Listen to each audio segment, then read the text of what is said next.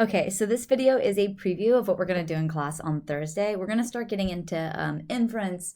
We have to cover a little sampling distribution stuff beforehand. And frankly, it's incredibly similar to what we've been looking at before. So I figured we'll just do a video for that, and then we can jump right into the actual cool and interesting stuff that's new of inference. So we're talking about flipping coins again. So this is the exact same applet or thing I was using when we were talking about the normal approximation to the binomial. So you can see here, we're going to simulate flipping a coin. Probability of getting heads is still going to be 50%, so it's a fair coin. We're going to flip 100 coins, and we're going to count up the number of coins that come up heads.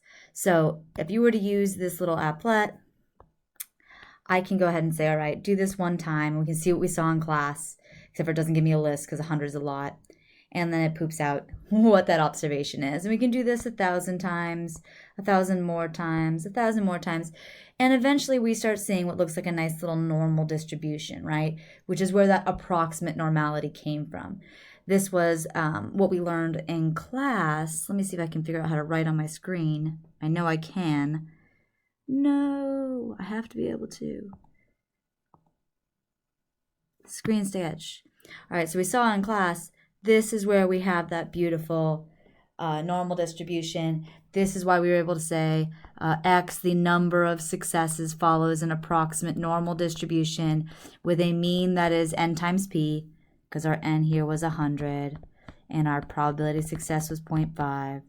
So our expected number of successes, right, the mean was n times p, which was 100 times 0.5, or 50, and then a standard deviation of NPQ. So this is absolutely nothing new. How is this now going to be new so that we can talk about this differently? Okay, so we're going to go back to the options page. And instead of doing what we did last time, which was in class, we modified the number of heads, and we sort of saw the idea that we needed to have that NP and NQ be greater than or equal to 10 in order to not have a skewed distribution. We instead, this time, we're going to look at counting up the proportion of heads in our sample. So instead of counting up the number of heads, the proportion of heads. So before I even do this once, if we expect that the probability of a single coin being heads is 50%, and that's exactly what we've set here, right? We know that's the real value, 50%. What do we expect to see in our sample? It should be near 50%, right? That's what we should hope to see. So the question is, all right, let's see what happens if we do this.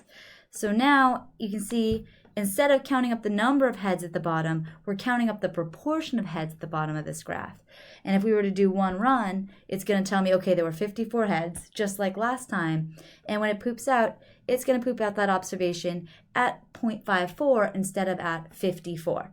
So essentially, this should look almost identical to what we've been doing, just we're changing the axes at the bottom and scaling it by dividing by n, essentially.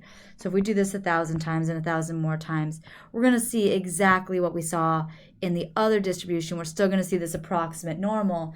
The only difference now is the mean for this approximate normal is really going to be right around the real p. And you can see here the mean of our distribution, this green arrow, is at 0.5, which is exactly what we expected. The only piece we don't really know is what the heck's going to happen to our standard deviation. Previously, it was NPQ, the square root of that, right? How does it change now? So that's what we're going to talk about in our notes. And so I'm going to jump to the lecture notes. I know you guys don't have them yet, but you can come back to this video and fill out, or I'll give you guys the filled out pages on Blackboard, so that way we're not sitting there wondering about what the heck we needed. So let me go to my Part 6 notes. So, Part 6 notes, sampling distribution of a sample proportion. So you can see here we got some new notation because we're not talking about the number of successes, right? When we were talking about successes, X was equal to the number of successes.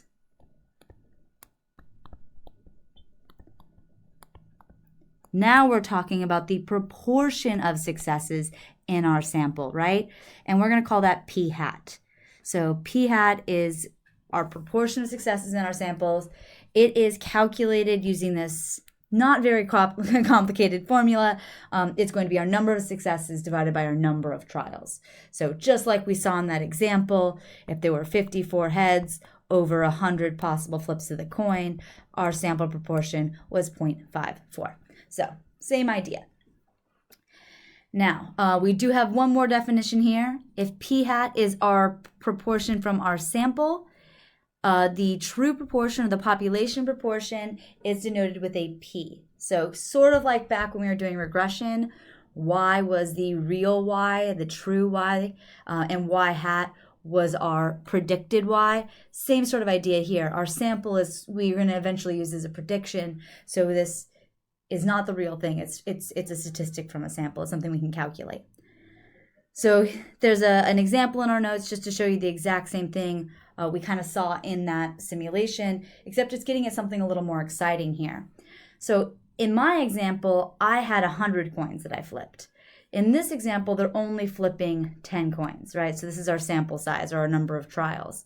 And they're going to do that repeated 200 times. So basically, that'd be me having you guys each flip a coin 10 times and repeat that 4 times for all 50 of you. And we'd have a bunch, we could make one of these in class. So if we did this in class, this is probably similar to what we might see. You can see the mean of this distribution is close to 0.5. It's not perfect because we only have 200, so there's a lot of variability. Unlike when I was using StatCrunch, I had 2,000. So it was a little bit easier for me to make sure we had the right mean. And we got quite a bit of variability. So it is still possible to get around 20 to 30% heads or around 80 to 90% heads when we're flipping 10 coins. Unlikely, right? Much less likely. They don't happen very often, but it is possible. So in the next example, we're going to change that sample size to 20. So now we're flipping 20 coins. And what we're seeing now is we're still centered at that 0.5, but now it's a lot harder to get at 0.2 or 0.8, right? Instead of getting 10 observations out in this low range, right, like we did here, we only have, less than 5.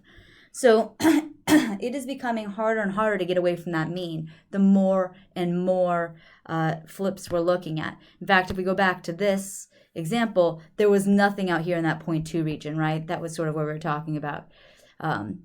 Exactly. If I do that one, it shows me there's one run, which was 0.35.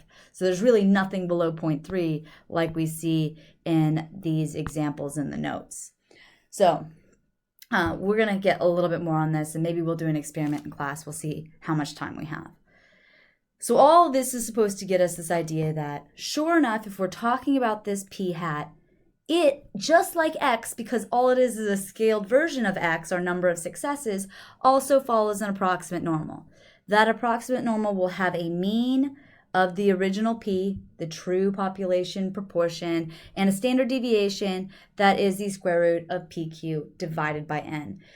This divided by n piece means that as n gets larger, our standard deviation will get smaller, right? As we were seeing in all those drawings, it actually becomes less and less spread out, which is very different than when we're dealing with the number, because with the number, we grew the number of possible answers. So there was actually more spread as our number got bigger and bigger because we could hit more numbers than before. So in order for this approximate normality to exist, we have a number of things that have to be true. Most of them are pretty much the same as our binomial stuff, plus that rule of thumb, right, that we needed to have before. So we still need to have a binary outcome, right, if we're talking about a proportion. We still need our trials to be independent of one another. We still need that success to be the same, right, that p to remain constant for everybody. We still need a fixed number of trials. We do change them up a little bit when we talk about p hat. I'm not sure why books do this. I think because now we're really getting out of the idea of running an experiment, and we're more in the idea of sampling and thinking about statistics rather than like rolling a die. So thinking about more of the sampling idea, we have this idea that our sample has to be a simple random sample, and that our sample size must be no larger than 10%. This no larger than 10% is sometimes a little weird for students. This is all about the idea that when we do a simple random sample, technically, we're going to do it without replacement. And let's be honest, we're not going to go sample one person and ask them whether or not they're going to vote for Donald Trump and then do a bunch of work and resample the same person. That makes zero sense, right? That's a waste of everyone's time. So we're going to do it without replacement.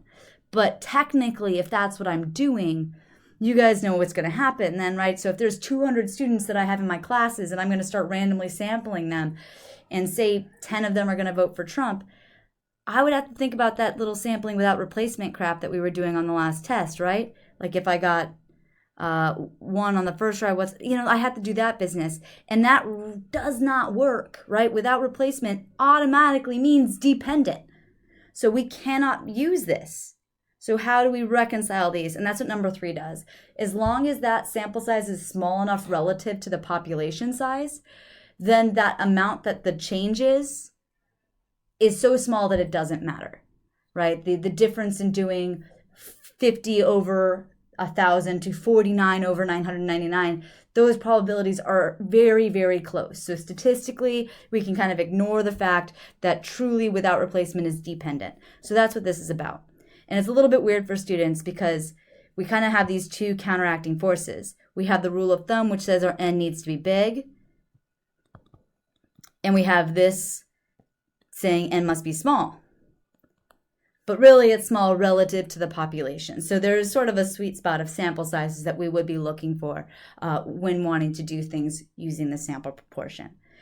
So hopefully I have enough time to do this one example. We're going to do a question 2 ways, hoping I don't run out of time. So I'm going to run through this quick.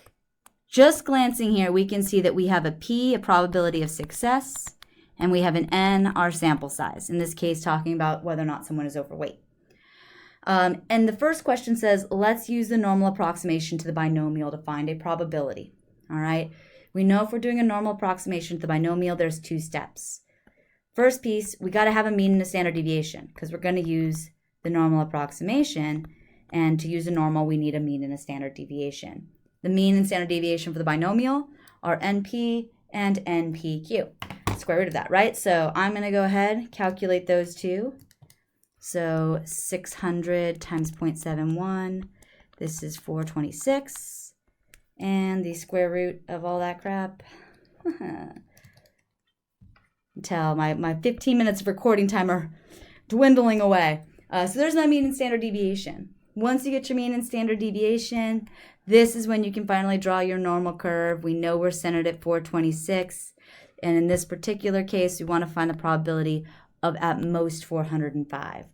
So 405 is the value we're interested in. At most tells us that that's the most we want, but we could want something less. So this is the area we're interested in.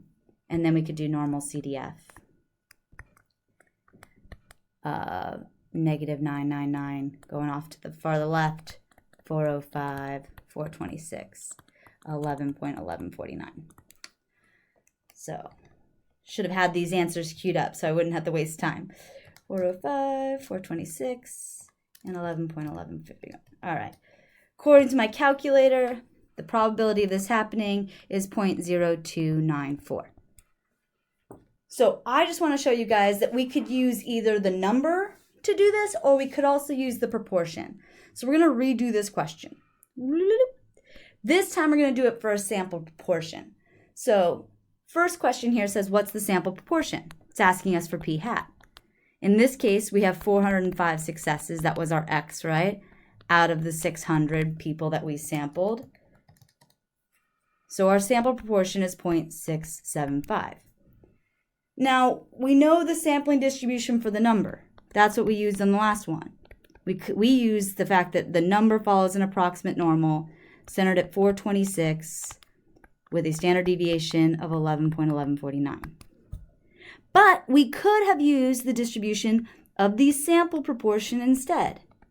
P hat, also follows an approximate normal, but its mean, right? I'm going to go ahead and just grab these from the last page.